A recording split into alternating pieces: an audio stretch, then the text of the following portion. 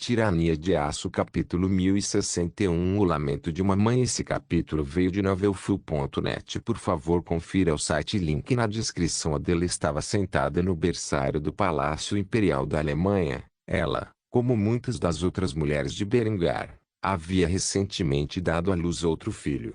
De acordo com seu acordo com a Linde, este seria o último. O menino dormia em seus braços, enquanto ela o embalava cuidadosamente como se ele fosse o ser mais delicado do mundo. Enquanto Adela cuidava de seu filho com um sorriso amoroso no rosto, Henrietta entrou na sala, com seu mais novo filho nos braços.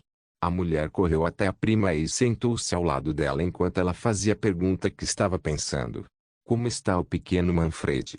Adela olhou para seu filho, que dormia profundamente em seus braços, e sorriu antes de olhar para Henrietta com uma expressão animada no rosto.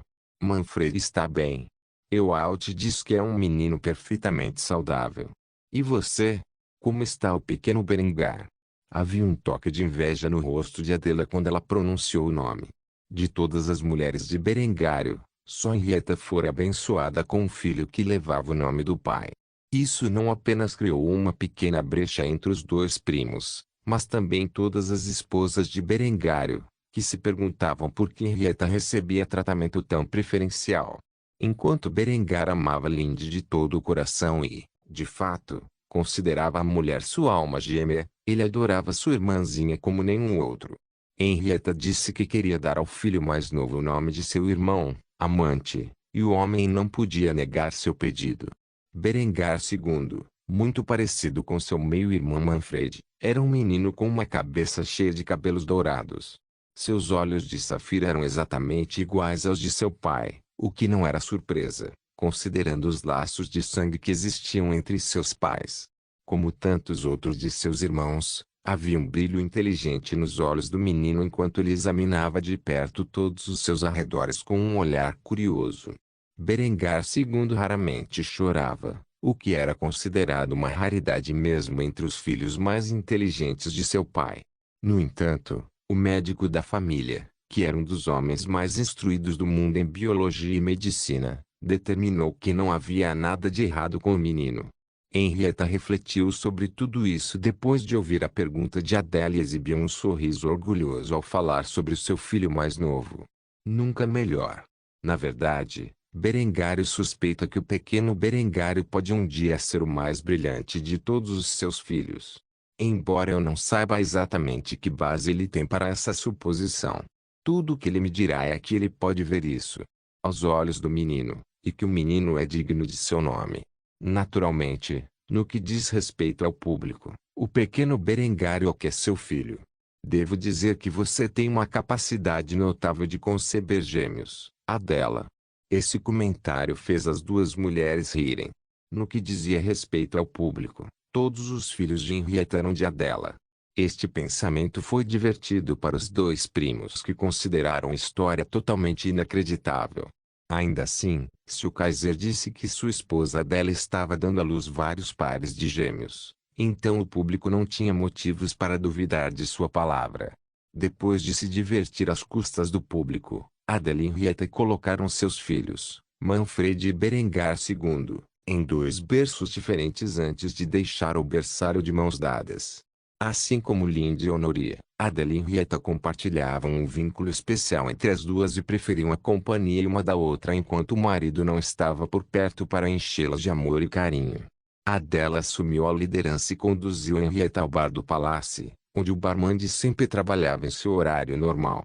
Quando ela testemunhou a entrada deles, ela rapidamente pegou duas coqueteleiras e começou a preparar alguns martinis para as duas mulheres. Afinal, ela vinha servindo bebidas aos membros da família real há vários anos e sabia exatamente quais bebidas, quais mulheres gostavam. No entanto, quando Adele e Henrietta se sentaram à mesa, perceberam que não estavam sozinhas. A figura sublime de Linde foi vista do outro lado do bar, onde ela parecia estar em um estado terrível. A beldade ruiva estava arrastando as palavras enquanto repetia um único nome uma e outra vez, enquanto era consolada por Honoria. Hans. Oh Hans. Meu filho. Menor.com não era segredo que Lindy havia entrado em estado de depressão e ansiedade desde que seu filho mais velho foi enviado para Singapura. Talvez por ser a diretora da inteligência imperial, ela passou por momentos mais difíceis do que a maioria dos pais quando seus filhos iam para a guerra, porque ela tinha a capacidade de verificar constantemente em quais missões perigosas seu filho estava sendo enviado. Quando o barman entregou as bebidas a Della e Henrietta, ela se inclinou e sussurrou algo para elas, o que elas não esperavam. Eu odiaria pedir-lhe um favor, mas esta é a terceira vez esta semana que eu tive que cortar o Kaiserin. Honoria não parece ser de nenhuma ajuda. Vocês dois podem, por favor, tirá-la de aqui? A julgar pelo som de seus soluços, ela não descansa de verdade há dias. Receio que, se eu continuar servindo-a, o Kaiser comece a ficar com raiva de mim por colocar em risco a saúde de sua amada esposa. Adele e Henrietta se entreolharam e se comunicaram silenciosamente com um aceno de cabeça antes de dar a resposta ao barman. Sem problemas. Depois de dizer isso, as duas mulheres beberam seus martinis antes de se aproximarem de Lindy e Honoria, ambas com expressões taciturnas em seus rostos. Adela rapidamente agarrou o braço de Lindy e o envolveu em seu ombro, enquanto Henrietta fazia o mesmo com o outro lado. Venha, Lindy, vamos para a cama. Você precisa dormir um pouco. Lindy, no entanto, lutou para sair dos braços das duas mulheres e continuou a chorar ao se recusar a sair do bar. Eu não vou. Eu não bebi o suficiente ainda. Além disso, eu não consigo dormir. Não quando eu fecho meus olhos eu vejo. No entanto, as palavras não escaparam dos lábios da mulher, como se fossem horríveis demais para serem ditas em voz alta. Mesmo assim, tanto Adela quanto Henrietta podiam adivinhar o que assombrava Lindy. Por fim, Adela suspirou pesadamente antes de sussurrar algo nos ouvidos de Lindy que fez a beldade ruiva corar. Com um silencioso aceno de cabeça, ela concordou em ser carregada para seu quarto, onde Honoria seguia atrás do grupo. Uma vez sozinhas, em um quarto particularmente grande, com um colchão bastante substancial, Adele e Henrietta baixaram Lindy na cama macia, antes de despí-la de seu vestido e roupas íntimas. Assim que fizeram isso, Adela fez o mesmo, o que rapidamente fez com que Henrietta erguesse a sobrancelha com curiosidade. No entanto, antes que ela pudesse fazer a pergunta, Adela olhou para Henrietta e Honoria antes de fazer a sua. Bem, vocês dois vão se despir e se juntar a nós? Ou vão apenas assistir? Honoria não hesitou em tirar a roupa e entrar na cama com as outras duas mulheres, o que fez Henrietta suspirar antes de fazer o mesmo. Uma vez que todos estavam despidos e debaixo das cobertas, eles se aconchegaram com a Lindy, que havia desmaiado de sua própria embriaguez. O calor de seus corpos se espalhando pelo coração e pela mente da beldade ruiva enquanto ela dormia com um sorriso no rosto pela primeira vez em dias. Depois de acordar no dia seguinte e se sentir revigorada, as quatro mulheres teriam uma longa conversa sobre as preocupações de Lindy e, ao final, ela se sentiria muito menos magoada com a situação perigosa em que seu filho mais velho se encontrava. Tirania de Aço capítulo 1062 Operações de falsificação. Enquanto a guerra em Bornéu era travada para todo mundo ver, um conflito muito mais clandestino ocorria no continente japonês. Já fazia algum tempo desde que o Império Alemão se infiltrou no Japão com seus agentes de campo, muitos dos quais eram desertores japoneses recrutados nas fileiras da inteligência imperial alemã exatamente para esse propósito. Lindy planejou há muito tempo começar a falsificar notas japonesas e agora era a hora de implementar esse plano. Um nativo japonês chamado Yoshida Akira estava atualmente em uma discussão com um grupo de criminosos dentro do domínio do clã Shimazu enquanto se passava por um agente desonesto do Departamento do Tesouro japonês. Em sua pressa para construir um império japonês capaz de competir com os alemães do outro lado do mar, Itomi negligenciou muitas das coisas necessárias para criar um estado sólido e centralizado. Como resultado, os antigos clãs samurais, especialmente aqueles que já foram daimyos, detinham uma quantidade significativa de autoridade sobre as regiões administrativas e militares. Um deles pertencia ao clã Shimazu. Yoshida Akira segurava uma placa de impressão de dinheiro na mão e uma pilha de notas falsas na outra, enquanto tentava um líder de gangue local com ideias de riqueza e prosperidade. Tenho certeza de que agora você está ciente do fato de que o Departamento do Tesouro parou de cunhar moedas de prata e, em vez disso, começou a produzir notas de papel. Como informei seu subordinado quando cheguei a ele com esta oferta, meu nome é Ano Koji Moriori e eu sou um agente do Departamento de Tesouraria de Sua Majestade. Sei que sua gangue tem lutado com seus rivais por território neste domínio. No entanto, as guerras são caras e tenho certeza, como você bem sabe, de que é necessário um suprimento substancial de moeda se você deseja comprar as ferramentas necessárias para ter sucesso em suas ambições. O que estou prestes a oferecer é uma oportunidade que só você terá. Como você pode ver aqui, isso é chamado de chapa de impressão. É uma ferramenta que é utilizada pelo Departamento de Tesouraria para imprimir novas notas. Acontece que tive a sorte de pegar um desses no meu local de trabalho. Com isso, você poderá criar notas falsas completamente indetectáveis. Isso pode ser gasto em qualquer lugar em todo o império. Você terá tanto dinheiro que poderá até subornar armeiros para lhe dar armas militares. Não há mais espadas e lanças. Sua tripulação estará armada com pistolas e metralhadoras. Você será capaz de varrer completamente toda e qualquer competição. Como isso soa?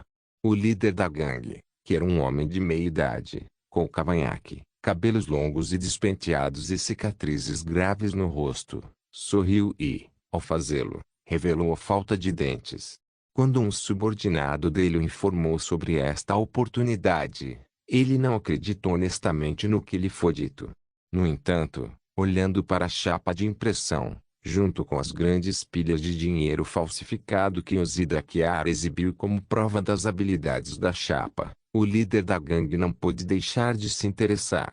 Ainda assim, ele tinha suas dúvidas sobre tudo isso e foi rápido em interrogar um homem que se passava por agente federal. Diga-me uma coisa. Se essas suas chamadas chapas de impressão são capazes de alcançar tudo o que você reivindicou, então por que vir a mim com elas? Por que não imprimir suas próprias pilhas de dinheiro para comprar tudo o que você precisa? Estou curioso. Por que você se incomodaria em vender um objeto tão valioso? Naturalmente, Yoshida tinha uma resposta preparada com antecedência e fingiu exaustão como se fosse um ator perfeito antes de explicar seus supostos problemas. Bem, para ser sincero, atualmente me encontro em uma situação terrível. Como você já deve saber, quando Sua Majestade fica particularmente agitada, ela tem a tendência de expurgar aqueles que considera inadequados ou desleais que estão entre ela. Fileiras. Meu desempenho não tem sido exatamente igual ultimamente, e temo que esta guerra continue acumulando perdas, que ela talvez volte sua atenção para mim. Afinal, a economia não vai muito bem, para ser sincero, principalmente depois de todas as sanções impostas ao nosso império. Eu realmente acredito que é apenas uma questão de tempo até que ela comece a cortar cabeças no tesouro, e temo que serei o primeiro entre eles. A julgar pelo fato de você fazer parte do submundo, presumo que saiba que os contrabandistas Ming não aceitam notas japonesas como moeda válida e, como resultado, preciso desesperadamente de prata para me contrabandear e minha família fora do Japão. A única coisa valiosa que possuo é esta chapa de impressão e, por isso, decidi vendê-la a você. Menor ponto com o líder da gangue pensou cuidadosamente sobre a resposta de Yoshida. Ele examinou rigorosamente a história para ver se havia algum furo na trama ou algum risco para si mesmo por aceitar essa troca. Naturalmente, como líder de uma das gangues mais proeminentes no domínio de Shimazu, ele sabia muito bem que os contrabandistas Ming só aceitavam prata como moeda de troca. Então ele não teve dúvidas sobre esse aspecto da história de Yoshida. Ele também estava ciente dos muitos expurgos políticos que ocorreram nos últimos anos e até que ponto eles afetaram os funcionários do governo. Portanto, esse aspecto da história de Yoshida também era crível. O problema do líder da gangue era como Yoshida havia adquirido esse dispositivo inestimável e se o Departamento do Tesouro notaria seu desaparecimento. Assim, Ele foi rápido em perguntar sobre isso. Tudo bem, digamos que eu acredite na sua história. Há apenas duas coisas sobre as quais estou curioso. Como exatamente você roubou um objeto tão valioso e o Departamento do Tesouro notará que ele se foi? Porque se o fizerem, eles podem rastreá-lo facilmente até mim uma vez que comecei a falsificar notas.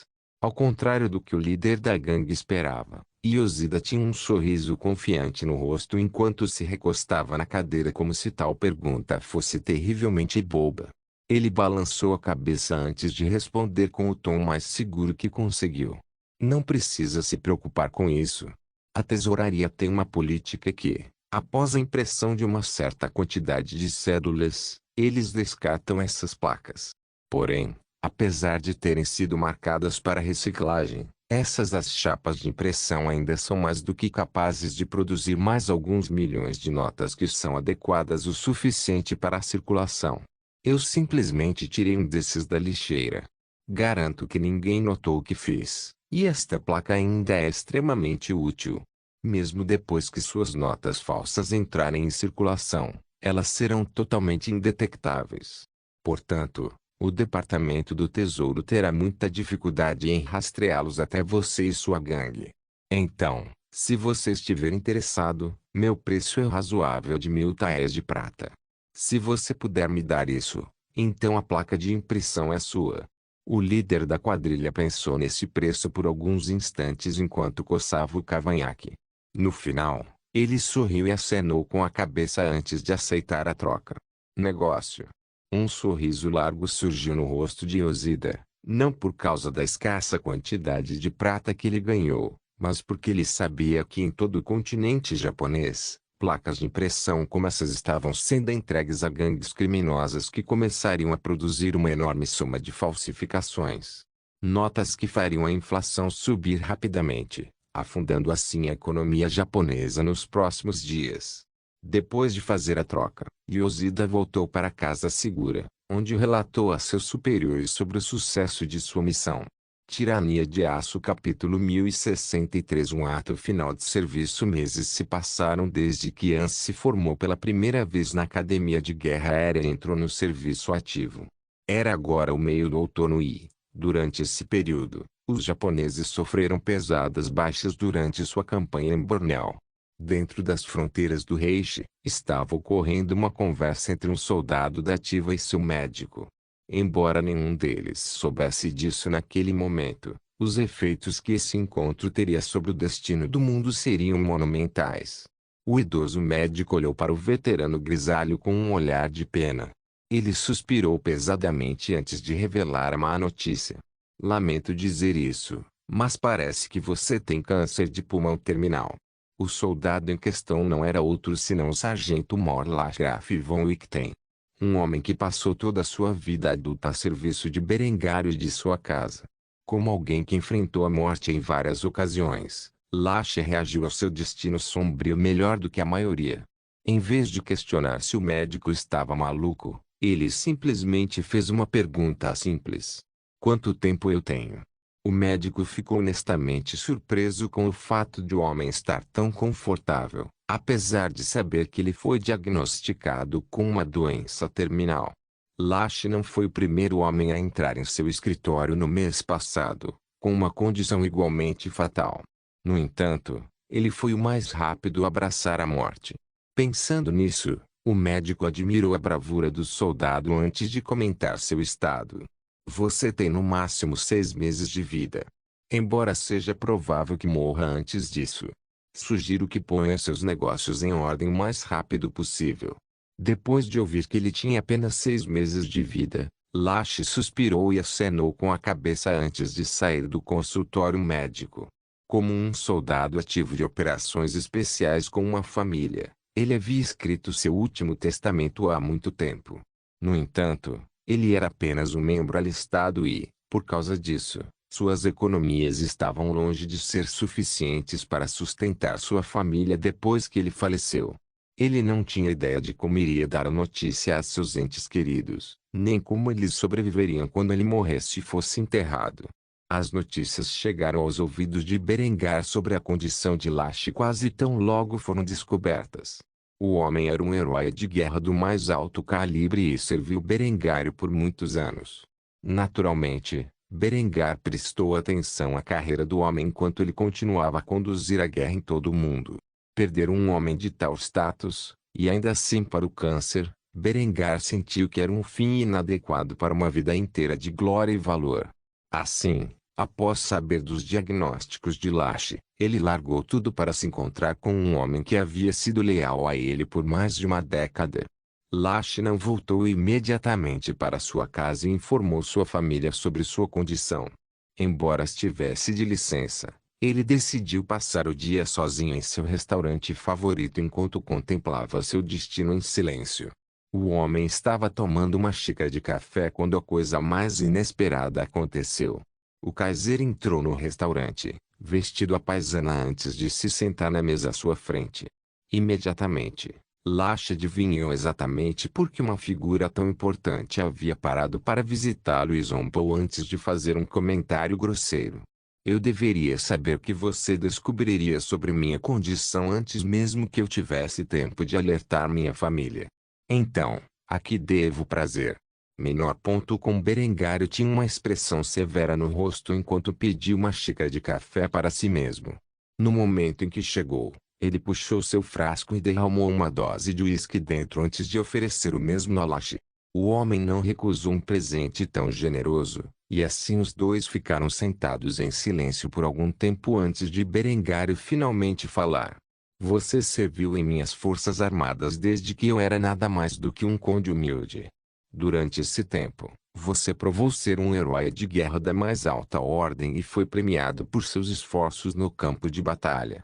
O que você sacrifica pelo Kaiser e pela pátria está além da minha capacidade de retribuir integralmente, e sei que não tenho o direito de pedir isso a você, mas exijo um último ato de serviço de sua parte. Depois de passar anos servindo no exército de Berengário, Lache teve uma ideia geral do que estava prestes a ser solicitado a ele e, assim, silenciosamente acenou com a cabeça, permitindo que o Kaiser fizesse seu pedido. Assim que o fez, Berengário exibiu um sorriso amargo antes de falar novamente. O que eu preciso de você é um casus belli. Uma justificativa para a guerra com o Japão. Eu sei que você tem no máximo 6 meses de vida, e também estou ciente de sua situação financeira atual. Se você fizer isso por mim, eu vou certificar-se de que sua família seja cuidada pelo resto de seus dias. Naturalmente, Lache esperava tal pedido e simplesmente tomou um gole de seu café em silêncio por alguns momentos antes de responder a Berengar. Quando ele fez isso, havia um olhar presunçoso em seu rosto. Em vez de passar meus últimos dias nos braços amorosos de minha família, você me pediria para dar minha vida a serviço, para que você possa provocar uma guerra com o Japão. Presumo que você tem uma unidade inteira de almas abandonadas como eu preparadas para a tarefa, e você quer que os lidere. Berengar riu ao ouvir isso antes de se recostar em sua cabine com um sorriso no rosto bonito. Ele acenou com a cabeça 3 vezes antes de responder a pergunta de Lache de maneira jocosa. Você me conhece tão bem. Então, você vai fazer isso. Lache nem precisou pensar em sua resposta, afinal, era melhor morrer cedo no campo de batalha como um verdadeiro herói do Reich, e com isso deixar para trás uma vasta fortuna para sua família para que pudessem sobreviver sem ele. Então morra como uma casca velha e murcha, sem nada para mostrar pelos esforços de sua vida. Portanto, não foi nenhuma surpresa para Berengário quando o homem aceitou sua oferta. Minha vida é a sua, meu Kaiser. Use-a como achar melhor. Mais uma vez, um sorriso amargo surgiu no rosto de Berengário. Embora não conhecesse Lache pessoalmente, ficou triste ao ver um soldado tão exemplar perder a vida antes mesmo de se aposentar e aproveitar sua glória.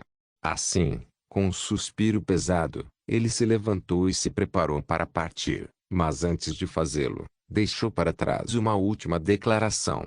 Eu realmente sinto muito por vê-lo partir. Asseguro-lhe que quando chegar a hora de enterrá-lo, será um funeral de estado. Você merece pelo menos isso depois de tudo que fez por mim ao longo dos anos.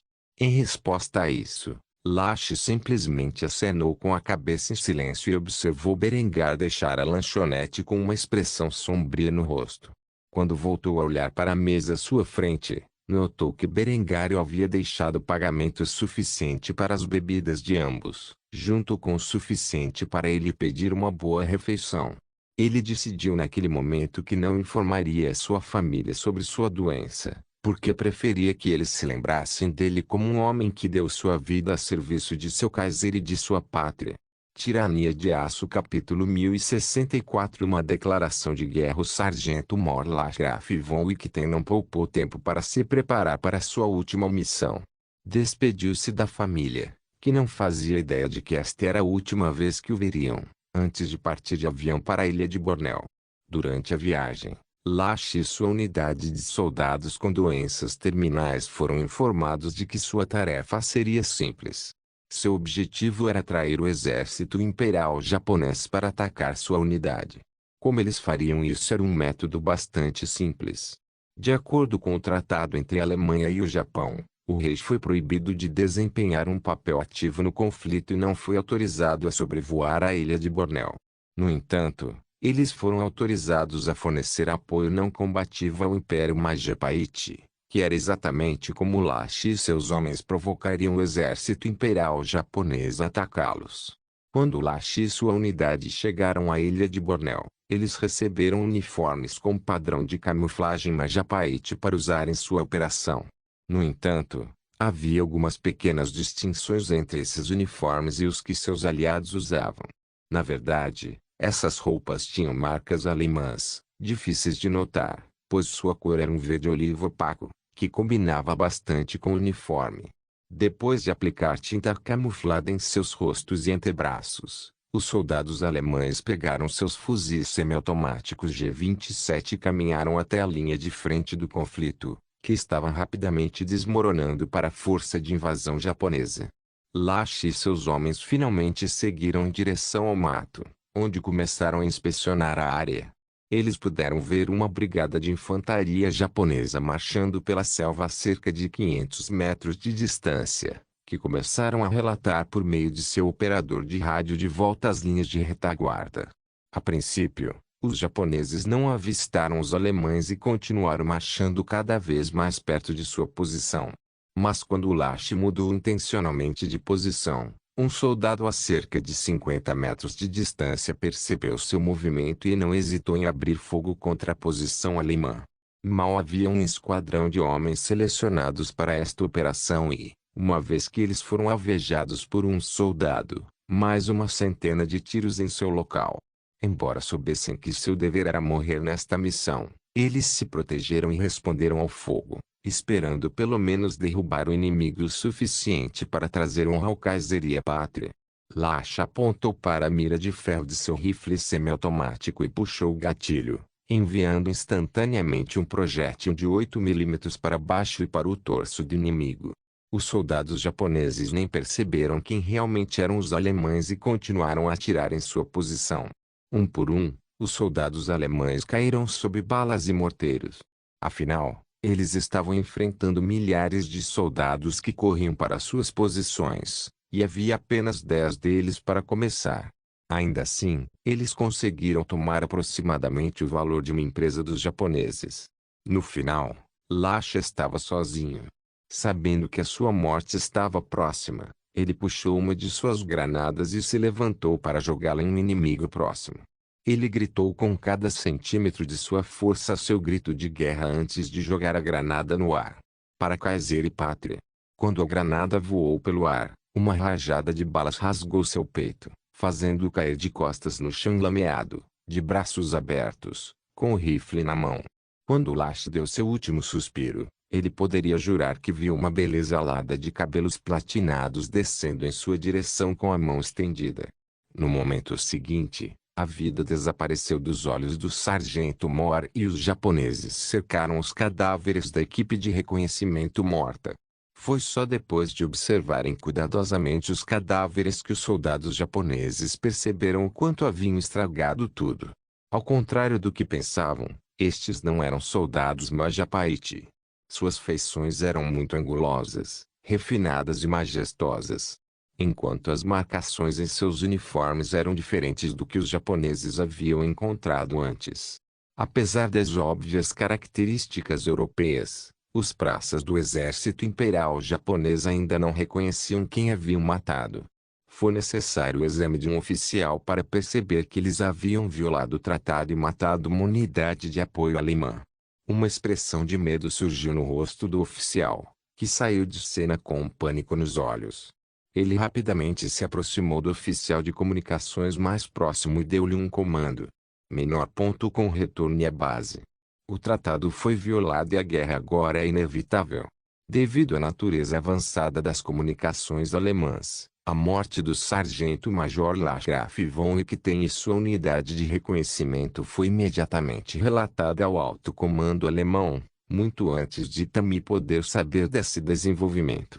A resposta imediata de Berengário foi enviar uma equipe de Sturmkommandos para recuperar os corpos dos mortos. Enquanto isso, ele fez uma transmissão pública que ecoou por todo o Reich, incluindo as colônias espalhadas pelo mundo.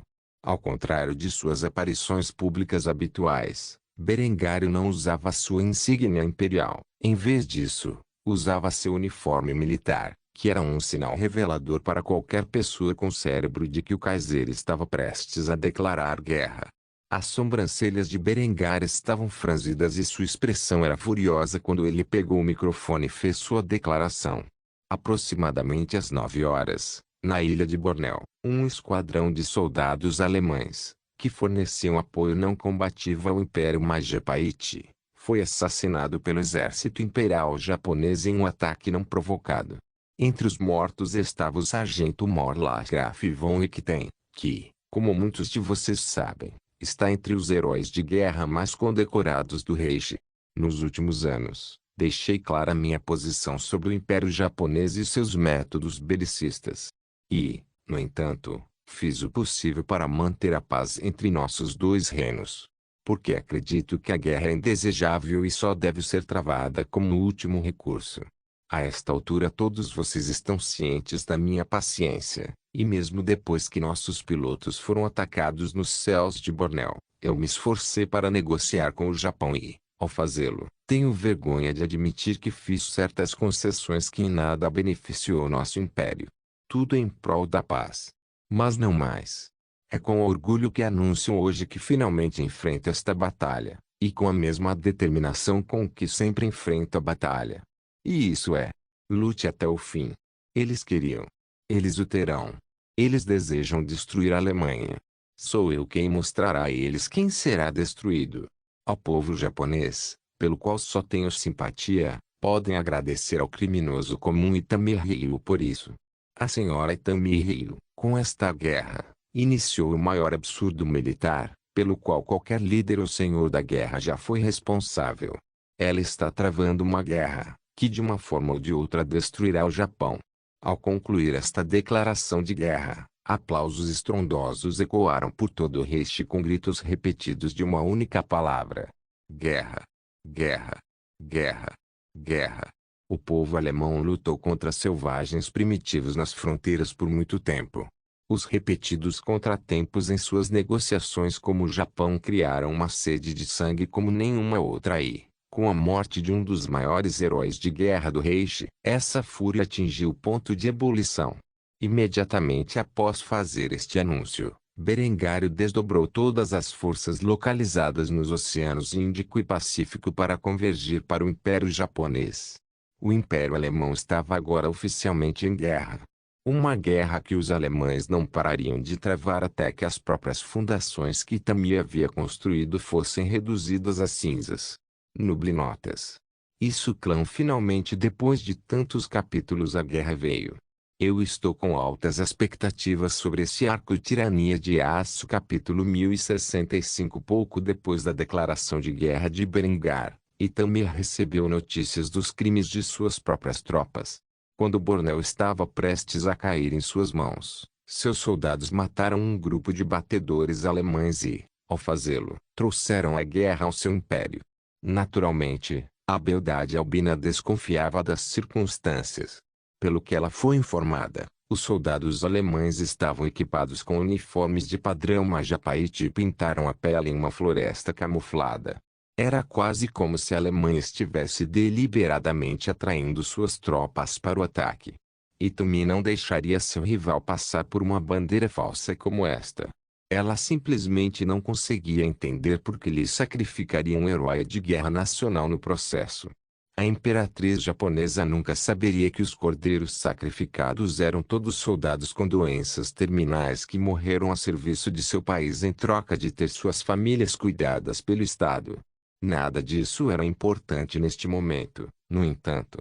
O que ela precisava fazer era abordar seu império e, por isso, Itomi estava vestida com seu traje mais militante, enquanto era maquiada por uma equipe de profissionais.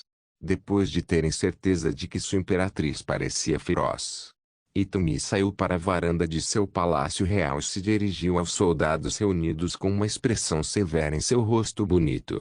A esta altura, tenho certeza de que muitos de vocês já ouviram as notícias. O Império Alemão declarou guerra à nossa poderosa nação. Ao fazer isso, eles atraíram a ira do povo japonês. Vamos enfrentar essa horda da cabeça do bárbaro ocidental, e faremos isso com a maior ferocidade. O Kaiser afirma que não entendemos a guerra da mesma forma que os alemães. Ele está muito enganado. Pois no coração pulsante de cada cidadão japonês existe uma alma de guerreiro. Então, soldados do Japão, mostrem sua determinação inabalável a esses invasores estrangeiros enquanto avançam e defendem seu império. A partir deste momento, todo homem e menino capaz de portar armas é recrutado para as forças armadas japonesas. Para todos os outros, vocês dedicarão suas vidas durante este conflito para fabricar os suprimentos e equipamentos necessários para continuar esta luta pela nossa própria sobrevivência. Não seremos curvados, não seremos quebrados e continuaremos como o império mais poderoso do mundo. Tenoika Banzai. Com o encerramento de seu discurso, as palavras finais que Itami falou foram repetidas para ela por dezenas de milhares de jovens que se reuniram por causa de sua resposta ao Império Alemão. Tenoika Banzai. Depois de ouvir isso, Itami sorriu antes de retornar para dentro de seu palácio, onde rapidamente se encontrou com seus generais e almirantes, que estavam prontos em sua sala de guerra, esperando para relatar os movimentos de seus inimigos. Tenoika-sama. O Império Alemão já enviou suas tropas para o Pacífico. Receio dizer que estamos enfrentando uma invasão muito maior do que esperávamos. De sua base em Singapura, os alemães enviaram uma frota de navios de guerra em direção a Bornéu e as Filipinas, com a intenção de libertar as duas regiões. Eles estão sendo apoiados por todo o poderio do Exército Real Majapaíti.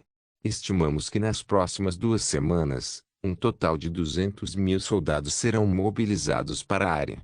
Ao mesmo tempo, nossas fronteiras com a dinastia Joseon entraram em colapso total. Parece que uma força combinada de tropas alemãs e Joseon marchou para o sul com a intenção de libertar o território que conquistamos. Estima-se que 100.000 soldados foram mobilizados para esta invasão, que é composta principalmente por soldados de Joseon.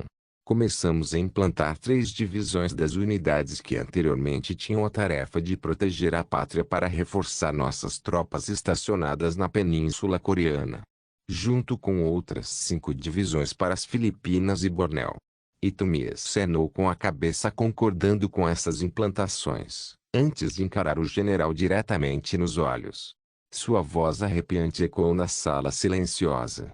A partir deste momento, estamos em guerra com o inimigo mais poderoso que já enfrentamos. Devemos dar tudo o que temos para derrotar o Império Alemão, ou então, temo que será o fim do Japão como o conhecemos. Vamos, saiba que agora nenhum de vocês está lutando pelo meu bem, pelo bem de toda a sua raça e cultura. Portanto, qualquer um de vocês que teve pensamentos amotinados no passado, imploro que se concentre no que importa, e que é a sobrevivência de sua pátria. Todos os generais na sala fortaleceram sua determinação depois de ouvir tal discurso. No passado, muitos dos homens nesta sala conspiraram em suas próprias mentes contra Itami. No entanto, neste momento, tais pensamentos desapareceram repentinamente, sendo substituídos pela maior lealdade. Se não fosse pela imperatriz, pelo próprio Japão. Muito rapidamente, os generais japoneses começaram a se opor aos desdobramentos alemães, quando um almirante começou a falar de seu próprio plano para derrotar a frota alemã, que estava sendo enviada para apoiar as invasões de Bornéu e das Filipinas. Não tenho medo da marinha alemã. Vou embarcar pessoalmente com minha frota para interceptar sua posição antes que cheguem a Bornéu. No entanto, posso sugerir o envio de 2 frotas para que superemos os alemães em número. Itomi concordou silenciosamente com o pedido do almirante, o que fez com que o homem a cumprimentasse, antes de sair da sala para que ele pudesse começar sua implantação. Quanto ao restante dos oficiais de alta patente, cada um deles expressou seus planos sobre como procederiam com o esforço de guerra. Entre esses homens estava um general da Força Aérea bastante rotundo, que falava rapidamente sobre seu campo específico.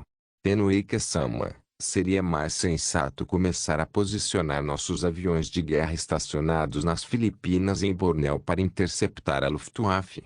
Se permitirmos que os alemães assumam a superioridade aérea sobre a região, o conflito estará perdido antes que possa verdadeiramente começar.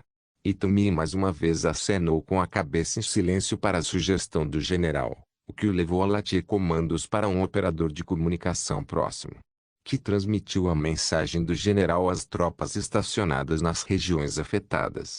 Só havia uma coisa que preocupava Itomi, e era o fato de ela saber que os alemães haviam colonizado a Austrália. Talvez uma segunda frota estivesse indo em direção ao próprio Japão, o que seria desastroso se ela não pudesse interceptá-la. Assim, ela deu uma ordem que seu pensamento almirantado era peculiar. Certifique-se de que haja pelo menos uma frota protegendo o continente das forças alemãs. No momento em que ela disse isso, Itomi notou a carranca no rosto de seus almirantes que queriam enviar todo o seu poderio naval para as Filipinas, esperando que fosse a principal zona de conflito. No entanto, quando Itomi viu essas reações, ela fez uma careta antes de lembrá-los de quem eram as ordens que eles seguiram. Preciso lembrá-lo de onde está sua lealdade. Parece que todos vocês esqueceram que já fizemos contato com a marinha alemã na região que me referi como Austrália. Talvez eles tenham uma frota localizada lá, que está indo para nossas casas enquanto falamos. Não podemos enviar todas as nossas forças navais para as Filipinas. Se ficarmos desprotegidos aqui no Japão, então a guerra está praticamente acabada. Depois de serem lembrados sobre as forças alemãs na Austrália, os almirantes pareceram envergonhados, pois concordaram com o curso de ação de Itomi. O continente japonês não podia se dar ao luxo de ser invadido por uma força expedicionária alemã, não enquanto o resto de seu império estivesse queimando nas chamas da guerra. Assim, o Império do Japão começou a conter os movimentos de seu inimigo, enquanto os próprios alemães partiram para o ataque. Tirania de Aço capítulo 1066. Como Berengar previra, seu filho mais velho, Hans, estava entre as primeiras unidades a responder à sua declaração de guerra. Hans vestiu seu traje de voo no início da manhã e atingiu o convés, onde rapidamente pulou em seu caça interceptor Ta-152, junto com toda a ala de caça do SMS Österreich. Eles seriam a ponta de lança da invasão de Bornéu, junto com os aviões estacionados em Singapura e nas bases aéreas de Majapahit. Seu objetivo era garantir a superioridade aérea na região, para que seus bombardeiros estratégicos pudessem trabalhar contra o exército imperial japonês no solo abaixo. Para o bem desta operação, o porta-aviões Stuka substituiu seus torpedos por bombas, antes de ser lançado após os caças interceptores. Hans sentiu um profundo aperto de ansiedade em seu estômago, quando seu avião foi catapultado para fora do convés do porta-aviões. Enquanto subia aos céus, Hans rezou para qualquer deus que estivesse ouvindo para protegê-lo. Não demorou muito para que a ala aérea do porta-aviões se reagrupasse com os aviões que haviam decolado de Singapura e da Indonésia. Centenas de caças alemães estavam nos céus, indo em direção ao Bornéu, onde os pilotos japoneses e as defesas antiaéreas os aguardam. Por fim, Os caças alemães e os bombardeiros de mergulho chegaram ao seu destino, onde Hans ouviu no rádio uma voz que pertencia ao comandante de sua ala. Tudo bem, rapazes, fiquem de olho no prêmio e cuidem da retaguarda uns dos outros. Ouvi dizer que os aviões inimigos são feitos de madeira, então se algum de vocês, filhos da puta, for abatido, vou mijar em seus túmulos. Vamos fazer isso. Depois de ouvir um comentário tão vulgar, Hans só pôde zombar antes de empurrar seu avião mais alto no céu. Ao ganhar altitude, ele viu o inimigo em seu radar, que estava reunido abaixo. Assim que teve certeza que havia ganhado vantagem suficiente, Hans começou a mergulhar em direção ao caça inimigo mais próximo. O Ki-106 era uma variante de madeira do infame Nakajima Ki-84 da vida passada de Berengar. Era um avião veloz, com grande capacidade de combate, porém seu maior ponto fraco era a fuselagem de madeira, que poderia ser facilmente despedaçada pelos canhões automáticos de um Ta-152. Com altitude a seu favor, Hans mergulhou no Ki-106 mais próximo e alinhou sua mira óptica na cabine do caça inimigo. Lembrando-se do presente de formatura que recebera de seu pai e do aviso por trás dele, Hans não hesitou em puxar o gatilho e, ao fazê-lo, os projéteis explosivos explodiram na cabine e despedaçaram a do piloto, derramando seu sangue na cabine. Vidro quebrado. O avião caiu rapidamente do céu em direção ao solo abaixo, onde explodiu com o impacto. No entanto, Hans não prestou atenção a isso e, em vez disso, alinhou rapidamente sua mira com o segundo caça inimigo, onde mais uma vez disparou uma rajada curta, que arrancou uma das asas e enviou o avião em espiral em direção à terra abaixo. Este piloto teve a sorte de ejetar, onde pousou com segurança na ilha. Hans podia ouvir uma alegria ressoar em seus ouvidos quando uma voz familiar o parabenizou por alcançar o primeiro sangue. Ah, Prince acabou de marcar 2 mortes. Deixe um pouco para o resto de nós, por que não? A voz pertencia a Yuri, que voou ao lado de Hans e atirou em um Ki-106 que o perseguia. Hans, no entanto, não prestou atenção a isso e continuou a voar pelos céus como uma águia, derrubando impiedosamente avião após avião. Toda vez que ele fazia isso, ele podia ouvir a voz descontrolada de parabenizá-lo por outra morte. Em 5 minutos, Hans conseguiu o mesmo número de mortes, permanecendo completamente ileso, para grande choque de sua unidade, que, embora superasse os pilotos japoneses, sofreu algumas perdas. Quando o Ghost abateu um Ki-106, Hans viu outro avião japonês varrer a parte superior de seu camarada e, ao fazê-lo, danificar o motor do Ghost. Imediatamente o avião pegou fogo e começou a perder altitude, pois a voz de Ghost podia ser ouvida no rádio. Merda, fui atingido. Tenho que ejetar. Depois de dizer isso, o homem ejetou de seu avião. Seu paraquedas se abriu imediatamente enquanto ele caía lentamente na ilha abaixo, que agora estava totalmente ocupada pelo exército imperial japonês. Em vez de se preocupar com seu irmão de armas, Hans decidiu vingá-lo e, assim, rapidamente mudou seu avião para seguir a cauda do Ki-106. Hans disparou uma única rajada. No entanto, os projéteis explosivos erraram, fazendo com que ele disparasse outro spray, e depois outro antes de finalmente atingir seu alvo na terceira tentativa. O Ki-106 praticamente se desintegrou no ar e, ao fazê-lo, matou seu piloto. Hans não pôde deixar de amaldiçoar o homem que acabara de matar. Isso é para o Ghost, seu idiota. Depois de dizer isso, uma rajada de fogo disparou logo acima da cabine de Han quando ele notou um Ki-106 mergulhando sobre ele. Ele rapidamente manobrou seu avião para fora da linha de tiro, o que fez com que o caça inimigo o seguisse. Apesar de ser um piloto excepcionalmente talentoso, Hans teve dificuldade em desviar deste avião. Em todos os lugares que ele virasse e girasse, o inimigo o seguiria. No momento em que Hans estava prestes a fazer uma manobra evasiva, uma explosão dos canhões automáticos do inimigo disparou pela parte traseira de sua fuselagem e atingiu sua cabine. Ele fechou os olhos e se preparou para a morte, sabendo que tal explosão era boa o suficiente para matá-lo. No entanto, a morte nunca veio para ele e, quando abriu os olhos, Viu um leve escudo dourado envolvendo seu corpo, que se projetava do anel que seu pai o fez jurar usar. Hans olhou em completa descrença por vários momentos antes de perceber que ele ainda estava muito vivo e ainda tinha um inimigo em seu encalço. Em vez de tentar entender como ele havia sobrevivido ao ataque, Hans imediatamente começou a subir o mais alto possível no ar, sabendo que o piloto inimigo o seguiria. O que ele, claro, fez. Quando ele começou a girar seu avião em 360, desviando por pouco das balas que o seguiram, o motor de Hans começou a morrer, assim como o Q-106. Assim como a manobra que ele havia praticado durante a escola de voo, os dois aviões começaram a cair do céu, com o nariz voltado para a terra abaixo. Quando Hans caiu, ele alinhou sua mira óptica com a do inimigo, que deveria tê-lo matado, e puxou o gatilho, explodindo o avião em pedaços enquanto continuava a descer pelo ar. Percebendo que estava prestes a cair no chão abaixo, Hans continuou a brincar com seu motor até que sua hélice começou a girar bem a tempo de evitar bater na terra.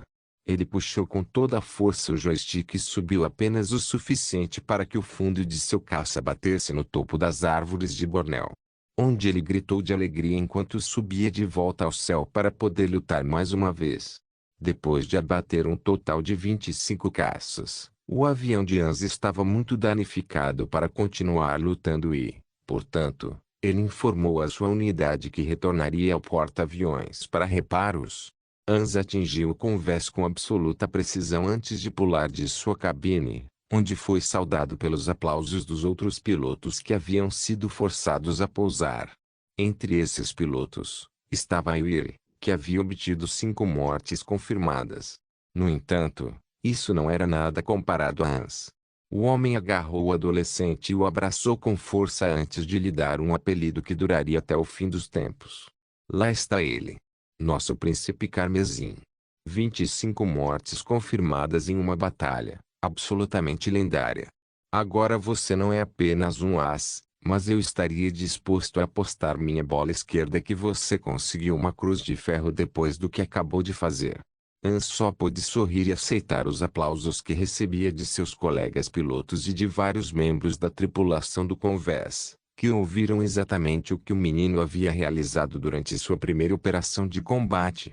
A guerra entre a Alemanha e o Japão estava apenas começando e, no entanto, no primeiro estágio do combate aéreo, os alemães saíram vitoriosos. 100 caças japoneses jazem em destroços em chamas na ilha de Bornéu, quase metade de seus pilotos mortos em combate. Dessas 100 mortes, 1/4 delas foi marcado por um único asa alemão, um jovem que seria conhecido para sempre a partir de hoje como Príncipe Carmesim. Não se esqueça de deixar o link e de se inscrever no canal. Caso queira contribuir de alguma forma com o canal, entre em contato comigo pelo Instagram do canal. O link do Instagram do canal estará na descrição do vídeo. Por favor, certifique-se de verificar meus outros vídeos. Tenho certeza que você vai gostar deles. Solem irmãos.